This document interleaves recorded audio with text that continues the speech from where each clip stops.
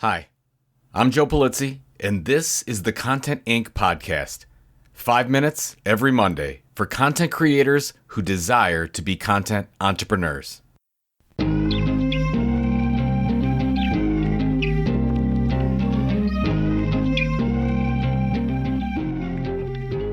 gang, 46% of creators surveyed by The Tilt said that one of their biggest challenges was monetizing their content. Don't we know it, right? I can tell you that one tried and true method is to become a published author. Turning your blog or newsletter content into a printed book with Lulu has never been easier and more profitable. Lulu's e-commerce plugins allow you to sell directly to your fans from your site while they handle all the printing and shipping. You keep all your customer data and 100% of your profits. Create a free account at lulu.com today.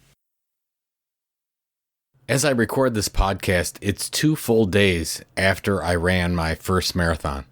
My legs are sore, but I honestly feel pretty good. The result? I honestly surprised myself. I finished the marathon with a chip time of 4 hours, 15 minutes, and 40 seconds, beating my goal time of 4 hours and 30 minutes by a ton. I also hit my goal of not walking once. I took water every mile and a gel every 4 miles. And one of the biggest tips I received was to smile a lot. I was smiling all the time, all the way to the finish line. And wow, does that make things better. Thank you, Ruth Carter, for that piece of advice. When I came through the finish line, the actual time was 4 hours and 20 minutes, and both of my kids had a chuckle about the whole 420 thing. I stepped down on the finish line. I looked down so I could see my foot cross the line, completing the journey. I can close my eyes and see my foot over the line, and it was sort of the culmination of all this work into one moment. So that's that. But what I want to tell you about is the conversation that I had the day before with my wife. I have to tread lightly here because she already thinks I talk about her way too much in my content, but I think she's been with me long enough. She pretty much has to stay with me now.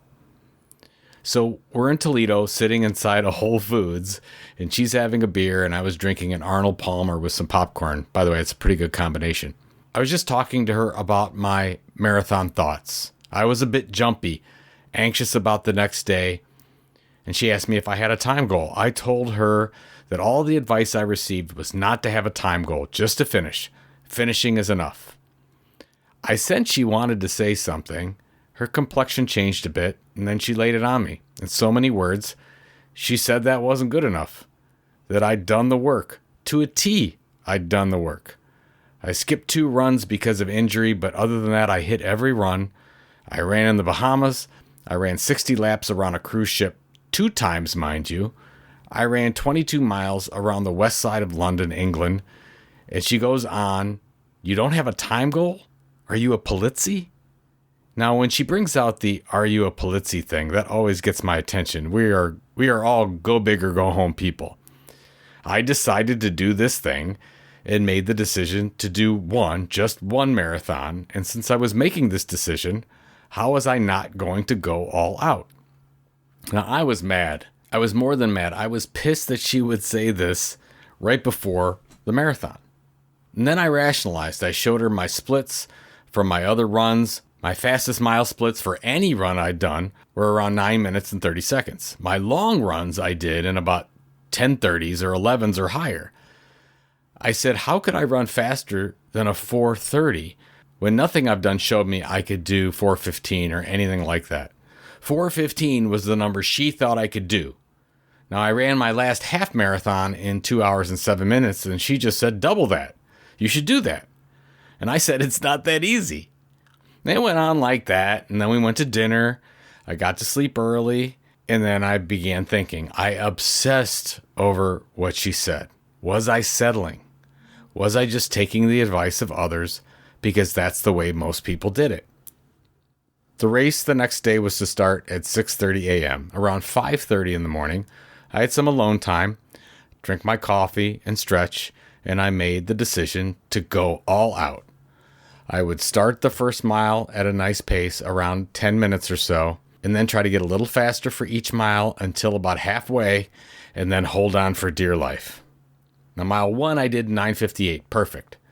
I decreased each mile up to mile 8 at 9:04, and then I hit my low mile split at mile 9 with an 8:55.